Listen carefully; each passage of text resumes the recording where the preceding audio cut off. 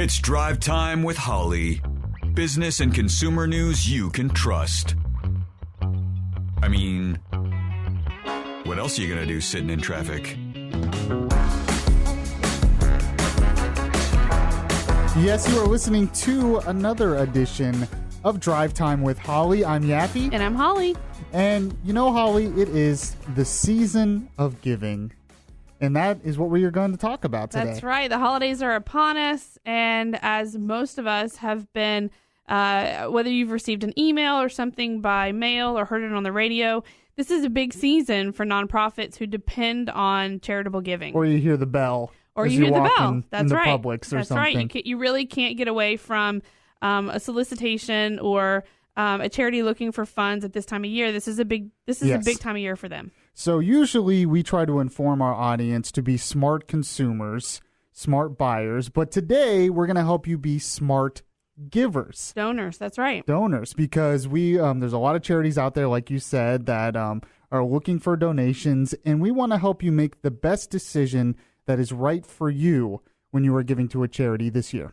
That's right. Whether you're passionate about a particular charity already, maybe a charity that you've participated either through volunteering or donations, if you're considering making a donation this time of year, or if you're considering making a contribution, an ongoing contribution or a commitment, it's important that you take a look at the charity. Are they properly established? How much money are they spending towards salaries? How much are they spending towards the services they provide? These are all important things that you should consider before you get your wallet out and make a donation. You want to make sure that your dollars are going to support the cause that you're passionate about, and the money's being spent wisely. And you know what? I think when an individual does that, at least personally, when I do that, it makes it more meaningful. That's when right. you actually know what committed. you're giving to, and you know that it's a good charity, and you know it's going to the right place, it makes you committed because it's a meaningful thing. It's not just, I'm just giving this and then I forget about it. Right. And a well-established charity, a well-established nonprofit,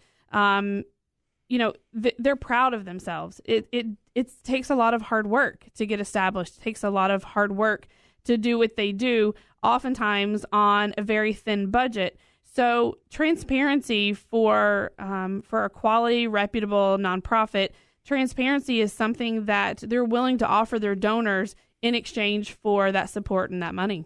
Right. So today, in the effort to make you a more informed giver, we have our first guest today who is an expert on this and who's going to help you with that in that endeavor. That's right. We're joined by Art Taylor, who's the president and CEO of BBB's Wise Giving Alliance. He's joining us by phone to, he is really, as far as Better Business Bureau goes and the Wise Giving Alliance, Art is who we look to for especially national giving campaigns, nationally soliciting charity. So we appreciate Art joining us. Yes, Art, how are you today? Fantastic. I'm guessing I was just going to say, I'm guessing this is your busy time of year. It is, but believe it or not, we find things to keep us busy all year round. But I think this time of year is especially when people are calling on us to provide them with good information so that they can make informed giving decisions. And we try to bombard the public with as much insight as we can so that even if they weren't expecting to hear from us, they do, and they think differently about how they're going to make a charitable contribution. I was listening in for your introduction, which was a really great introduction to this topic, and it points out what I think is the fundamental problem. The fundamental, not problem so much, but maybe challenge. Giving, for most of us, is an emotional decision. We don't really think a lot about it. We hear from someone or some cause about a problem, and it moves us to do something very irrational. That is, take something that we've earned and give it to somebody else. Think about that. There's nothing really rational about that. Well, and you're trusting that person, you're trusting that organization to do right by your intentions or to do right by your hard-earned money and let me give you this money. Now you go and do something great with it. And you're right. It's all about trust. And, therefore what the BBB Wise Giving Alliance does is so important because we want to make sure that we're putting our trust in the right place. Exactly, Holly. And so, but most of us don't do that. What we do is we're moved by a cause, and we open up our wallets or give some of our stuff in hopes that it's going to make a difference. But I honestly think that for many people, it's less about what will happen with the money and more about how we feel when we make that gift. Right. And while that's terrific, it's a fundamental problem because it could lead us to places where we really don't want to go with our money. And so we're trying to get people to do something a little bit unnatural to them when it comes to giving. We want them to actually take a few minutes and take a deep breath and not just purely make their decision based on that emotion, but to actually bring their logic and their reason and information into the decision and then see if it still is the right thing to do. Now, what's challenging for charities, believe it or not, is that sometimes the more information people get, the less likely they are to make a gift. And so charities don't often like to provide lots of information to people when they're about to make a gift. They want to keep it emotional. Right. But again, that makes it very challenging for those of us who are trying to get people to give to the right causes, to right things, to things that they can actually trust. So that's the fundamental problem. And the way we get around it is by just saying to people, look, there are many, many causes out there that you can give to. It would be really great if you didn't wait around for an appeal, if you didn't wait for a solicitation. If you planned up front the amount of money you were going to give away in a particular year, and then began to think about the organizations or the causes that mattered most to you, and started picking organizations that were fitting your need to solve a problem. If we could get people to do that, then the emotion of the cause can actually drive us to give. But by taking the time, we can actually research and do what we really believe is the best thing for us to do to help people, causes, and organizations. So, in speaking of that, how do we find that out? How can we tell if an organization is a legitimate organization? And here's another truth. The average person will never know unless they use a third-party source. How many people do you think will actually know how well an organization is governed? That is, how many board members are actually participating and operating, how many meetings they have, whether they're quality meetings, whether the board is full of conflicts of interest. How many people will actually read the financial statements of an organization and know if they're actually applying the money in the right place? I'm guessing not many. Right.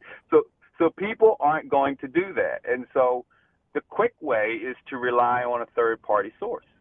And, we happen to be one of those third-party sources, and I think our work is very good. So the BBB system has charity reporting throughout the country for local charities. The Wise Giving Alliance through give.org certainly evaluates national charities. And through that third-party involvement, through an organization that's actually doing this work, people can be more trusting of the organizations. Now, there is one other way, too. One other way is to actually volunteer your time in an organization. Oh, that's a good idea. Go in there and participate.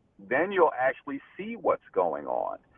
And that firsthand experience can sometimes be a way for an individual locally to know if they're making a good giving decision. Well, and I think, too, sometimes when you jump in as a volunteer and take that boots on the ground approach, you can also see how are my dollars being spent. And when you put some sweat equity into it, your passion is extended not just from your wallet, but also, by hands-on work. Exactly. And many organizations need volunteers. They need good board members. They need people to fill in various functions. There are some organizations that rely on people to handle some of the administrative functions so that most of the money that is spent can actually go to more cause-related things. So organizations depend on volunteers to do fundraising. So there are lots of opportunities, I believe, for volunteers to not only learn about what's going on in the charity and how it goes about its work, but to also help address the problems that the charity is actually working toward. Do they get an overload of volunteers during this time of year? I mean, so much that they have to turn people away? I think it depends on the type of organization.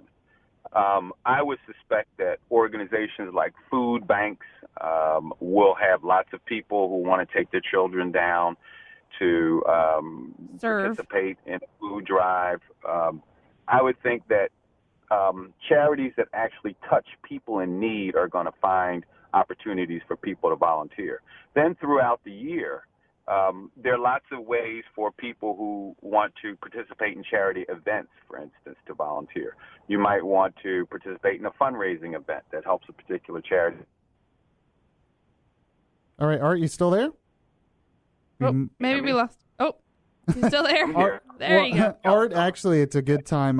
We're talking with Art Taylor, who is the president and CEO of the Better Business Bureau Wise Giving Alliance. He's giving us a lot of great information on how to be a smart giver, a smart donor, which is in the minds of a lot of people this Christmas season. So, Art, I was hoping that you could hang on the line because we have a lot more questions for you in the next segment. You able to do that for us?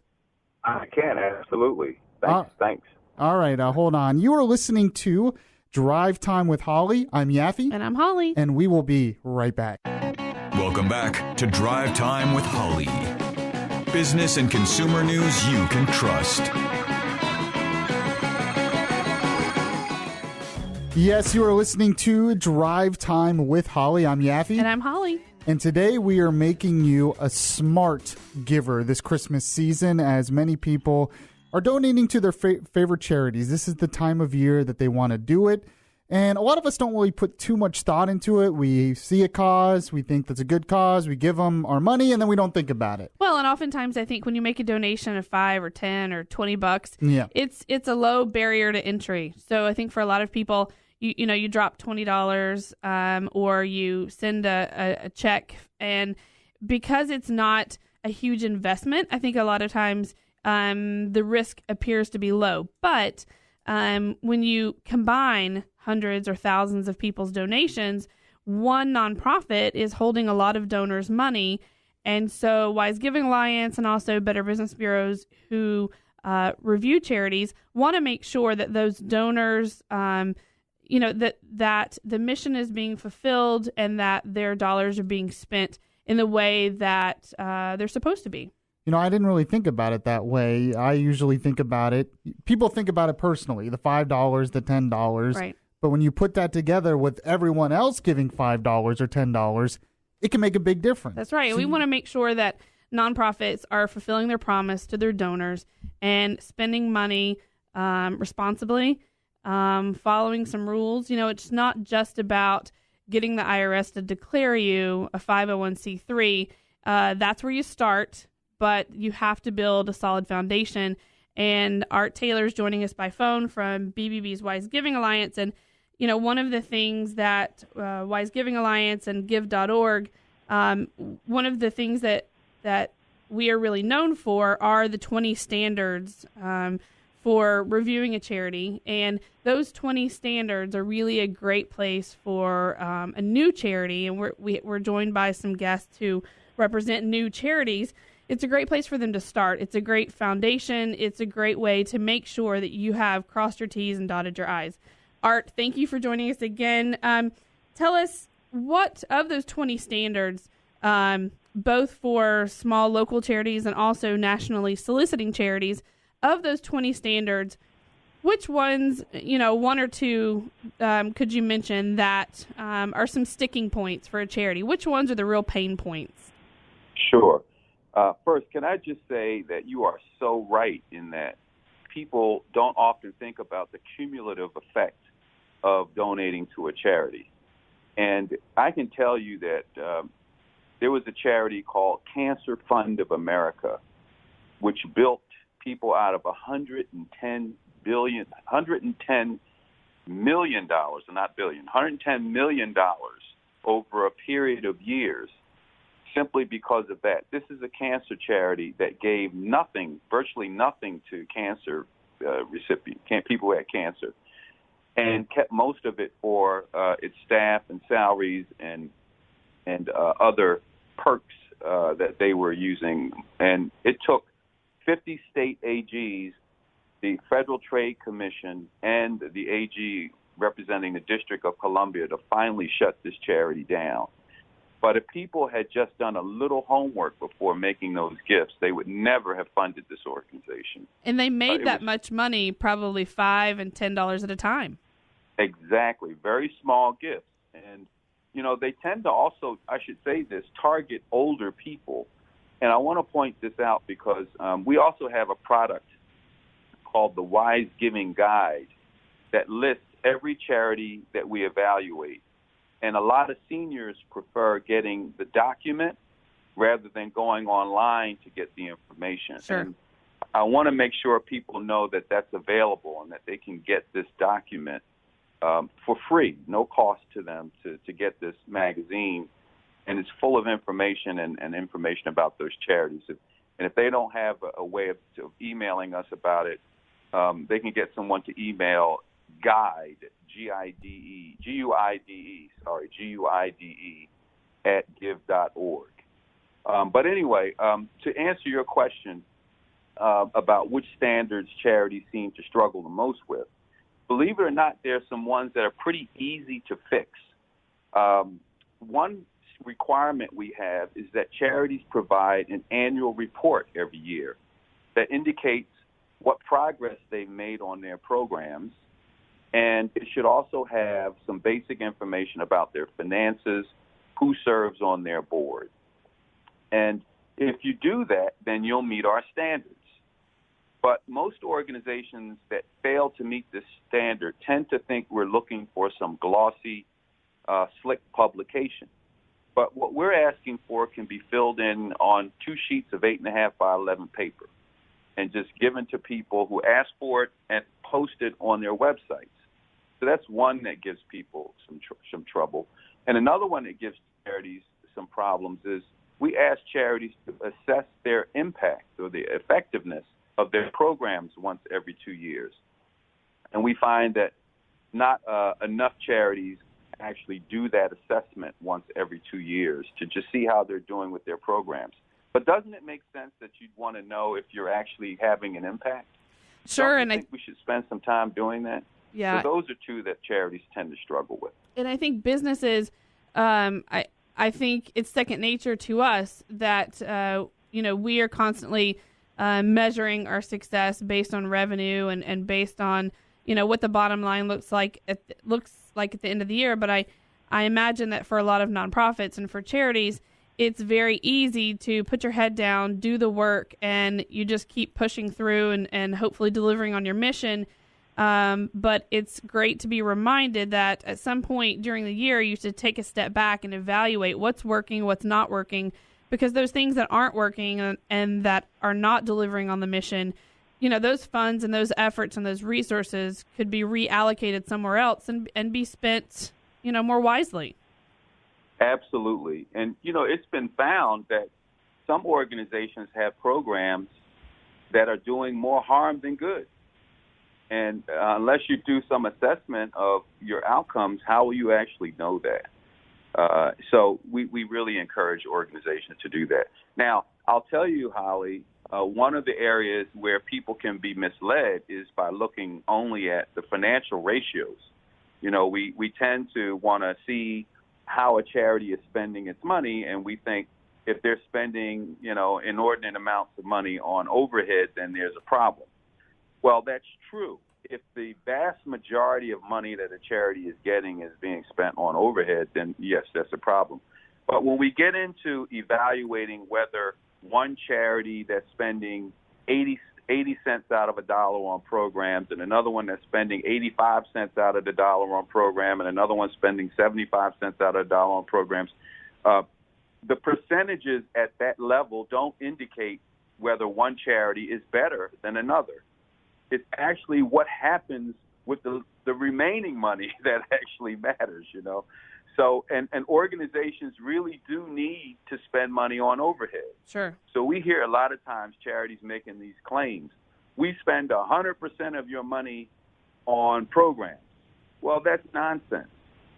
Every charity has to be spending something on accounting or legal or HR or computers. They're going to spend money on things that are mostly administrative or fundraising in nature. If they're not spending any money on fundraising, then it's likely that you're going to be the only donor to that charity. Right. There are certainly expenses that we expect of charities, and I think a lot of times if they are taught to kind of couch it the right way and explain to their donors that there are necessary expenses and that it's not really possible to donate 100% of your donations strictly to, but there's a great explanation for that that continues to support the mission, that donors understand that. Art, we really appreciate you coming on with us today. We've been talking with Art Taylor, who's the president and CEO of the Better Business Bureau Wise Giving Alliance. Gave us a lot of great information, and we really appreciate it, Art. Well, thanks for having me, and have a great giving season. Thanks. All right. Thank you, Art. So next we're going to be joined by Misty, Wheeler-Belin. So we appreciate so much you joining us and being patient. One thing that Art was talking about was the proper foundation for a nonprofit and how important it is to live up to the promises you've made to your donors, to fulfill your mission. But more than that, let's go back to you represent a new charity. You were an entrepreneur. Yes. Who decided that you wanted to give back, that you wanted to use some of your success or use your success and use your experience to do good in the community. Tell us about what inspired you to start your charity and what's its name. I am the president and chair of Misty's Dawn Foundation, Incorporated. We are a charity that focuses on women who face abuse, addiction, and trafficking issues. And our goal is to help them further their lives, just kind of pick things back up and help them advance. What started this charity is very personal for me. I love that Art actually touched on the fact earlier that most people give out of, emotion. They're like, hey, this is very important to me. This was a very personal situation for me. I actually was building my second brand, which I'm the CEO of as well, La Lavare, and it was a purpose-driven brand. And I sat for days wondering, what charity am I going to give to? Who am I going to give a percentage of my hard-earned money to? And how am I going to give back? Exactly. And at the end of the day, I just said, this is it. You're starting your own charity. And I called a friend and said, how hard is this to do? I had no idea, but we did it. Here we are, a 501c3, and we're blazing our way through to try to help people the best that we can. That is a really great story, and we're going to find out more information about that charity specifically when we get back. You're listening to Drive Time with Holly. I'm Yaffe. And I'm Holly. And we will be right back. Welcome back to Drive Time with Holly. Business and consumer news you can trust. And it is the holiday season, which also means it's the giving season. So we are informing you, telling you how to be an informed giver, an informed donor. And in the first part of the show, we were talking about details on how to do that. In this part of the show, we're going to introduce you to some great local charities. You're listening to Drive Time with Holly. I'm Yaffe. And I'm Holly. And we're going to introduce some of those charities, aren't we, Holly? That's right. So before the break, we were talking to Misty Wheeler-Belin, who represents Misty's Dawn Foundation. And we talked about that this is a new charity, just getting established, getting their site launched. And when it comes down to it, the building a strong foundation in the early days of your charity is important. Tell us about your mission and how you plan moving forward to stick close to your mission. We know that, your business, Florida Soap Company, you do bath and you do body products, you're not going to get into selling scooters and selling hot dogs, right? You stick to what you do. Right. And you stick to what you do well. So talk to us a little bit about maybe how getting your charity off the ground, how is that process more difficult than you expected? And how do you plan to stay true to the mission moving forward? Well, it was pretty painstaking, the process, believe it or not. There's so much that you don't realize when you just want to give back that you have to go through. It takes a super long time for you to get a 501c3. There's so many legalities that you have to, jump to get those. And the IRS, it takes a while. Getting your notes together, getting your board together, deciding how you're going to take applications from people to decide where your charity money's going, deciding. I love the fact that Art touched earlier on the fact that charities spent way too much money on overhead and not as much money on people. A goal of ours from the start was to spend at least 80% of all of our income on directly to people. We're not giving to organizations. We're giving to people that genuinely need money.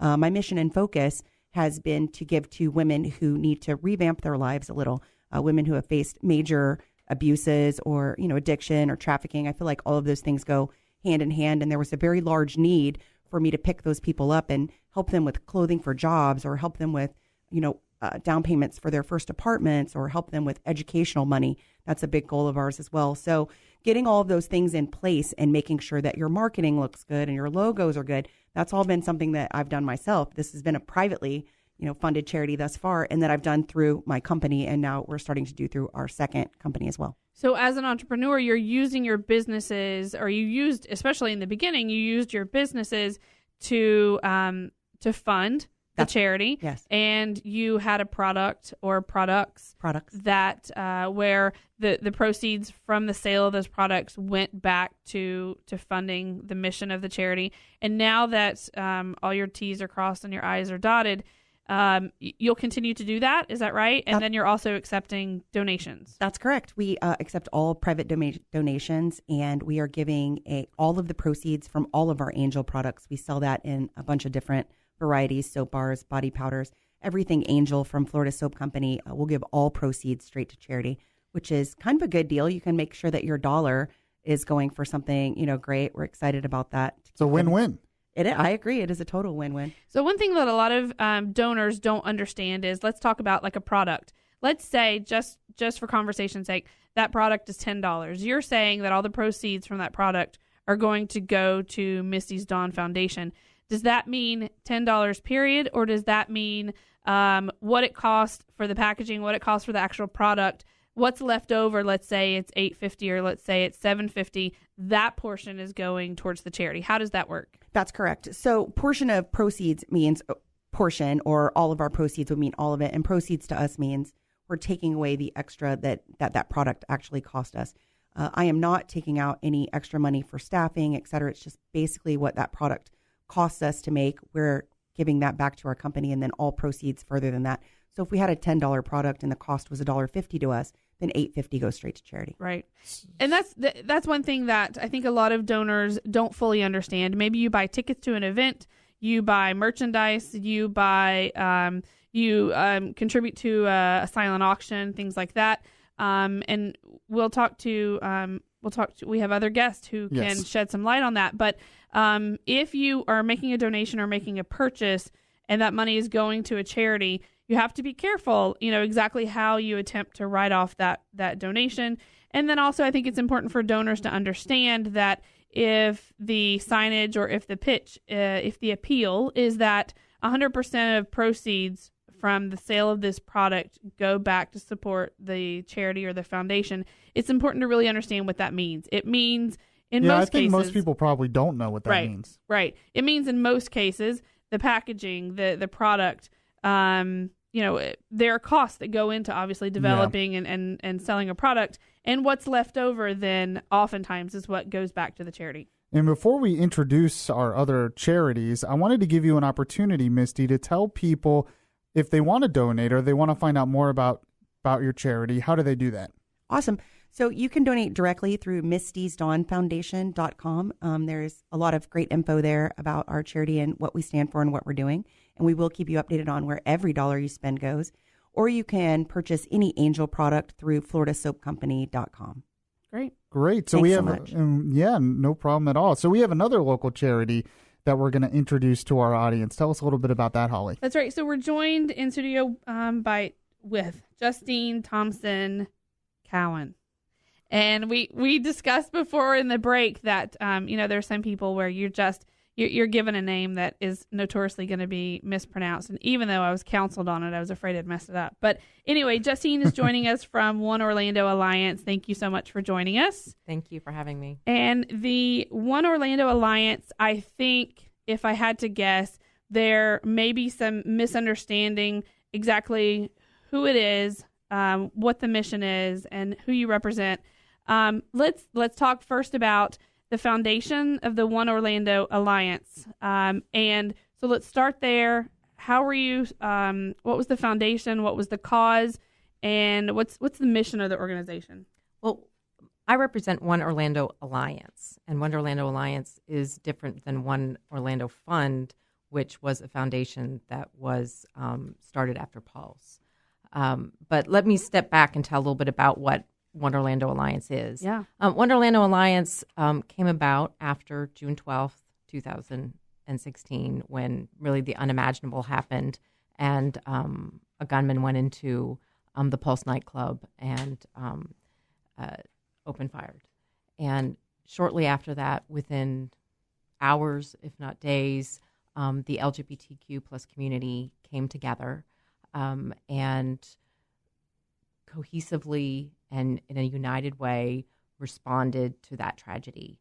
And they helped first responders, they helped victims' families, and really worked together collaboratively and realized through that heart-wrenching process that they were really better together. And decided that they wanted to continue this collaborative partnership that was working to make Central Florida a safer and stronger place for the LGBTQ community, and decided to form One Orlando Alliance. So it really goes beyond Pulse and what happened there. And what it really is taking tragedy and turning it into hope, and turning it into something positive and honoring the lives of the victims from that horrible evening. And the organizations that came together are now working collaboratively to build a united, welcoming, and safe place for all members of the LGBTQ community in Central Florida. And it's been my experience in participating on the outskirts with One Orlando Alliance that what these local organizations found out in forming was that there were some overlapping, some duplication of efforts. And so in developing this alliance, the different organizations were able to see who excels in what areas and make sure that they support the efforts of maybe this organization to fulfill these services and find where there were holes in the needs of the LGBTQ community. And tell us a little bit about the organizations that make up the alliance. I'm sure. And you just touched on one of the beauties of an alliance is that by having this communication and collaboration, you can make sure that the support that you're giving these organizations is effective and not duplicative. Right. And so the organizations that form the alliance, there's 30 of them. And they are small organizations, large organizations. They have in common that they all have a passion and commitment to furthering LGBTQ causes. We have, for example, the Zebra Coalition, which provides services to youth.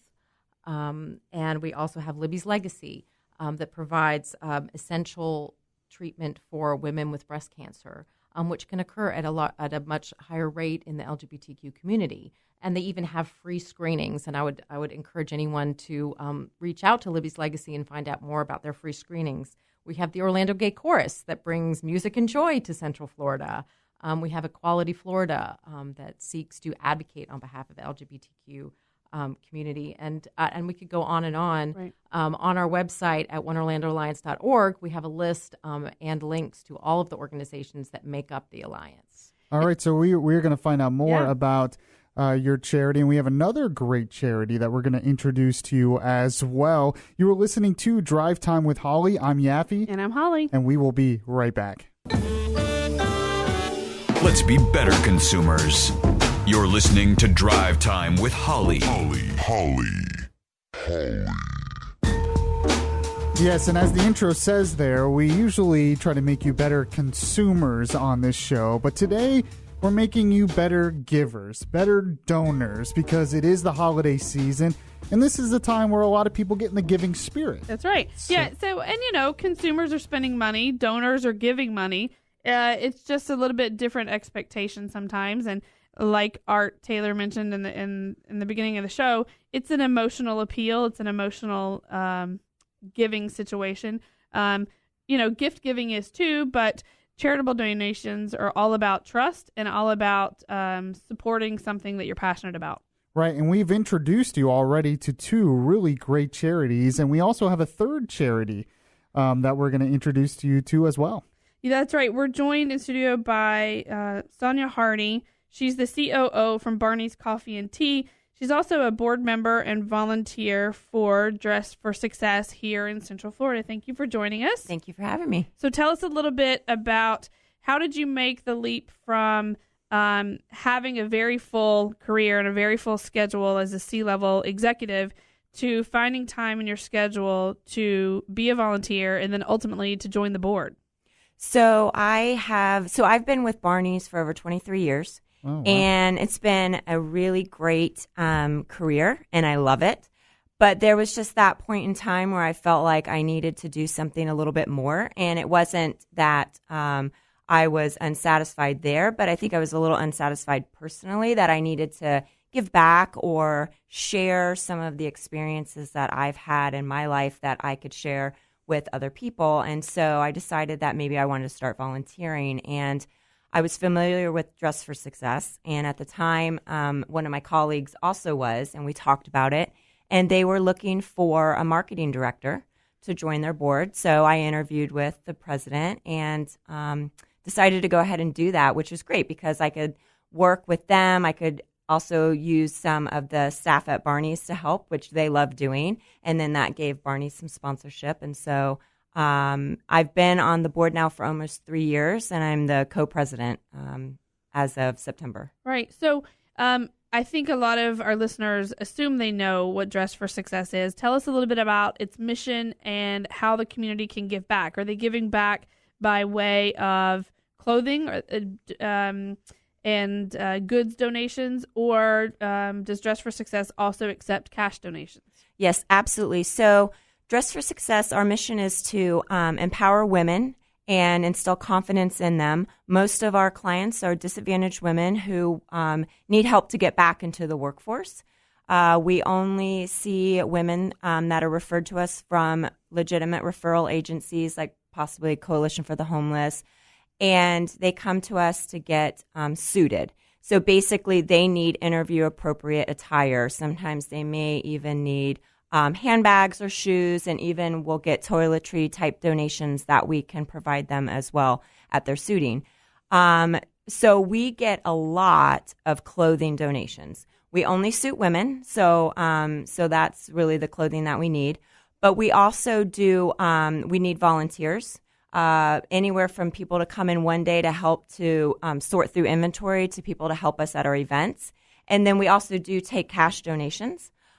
We do a fun donation called the $30 Challenge, where basically $30 can buy one suit for a woman. And so when we don't get the right donation sizes and we run short, we can go out and get a suit so we can have the right sizes in the boutique for people that come in.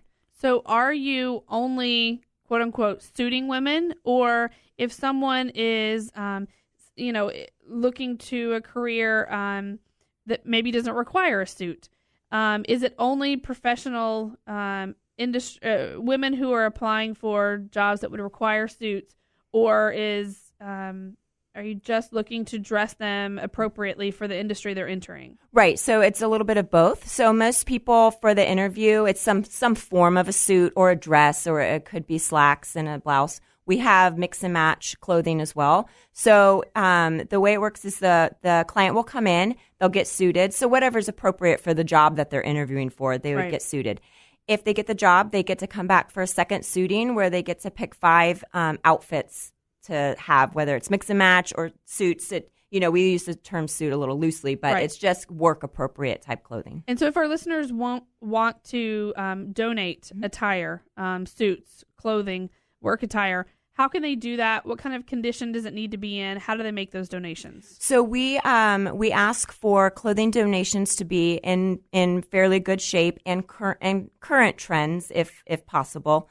And so we have our boutique at Winter Park Tech, and you can also visit us online at greaterorlando.dressforsuccess.org, where you can get the location for the boutique. We also have hangers, which you can drop off there, as well as you can donate online if you like to do the $30 challenge. And if you want to find out any information on any of the charities that we have talked about on the show today, we will post more information on our social media. Right. You can find that at drivetimeholly.com. Yes. And then also, we're going to answer some more questions. We just completely run out of time almost every week. I know. And so much good stuff. we have a lot of questions to be answered. We'll post that there also on our social media. All right, so we really appreciate you listening to us today. Hopefully you are a more informed giver and you'll be able to give to the right charity. You're listening to Drive Time with Holly. I'm Yaffe. And I'm Holly. And we will catch you guys next time.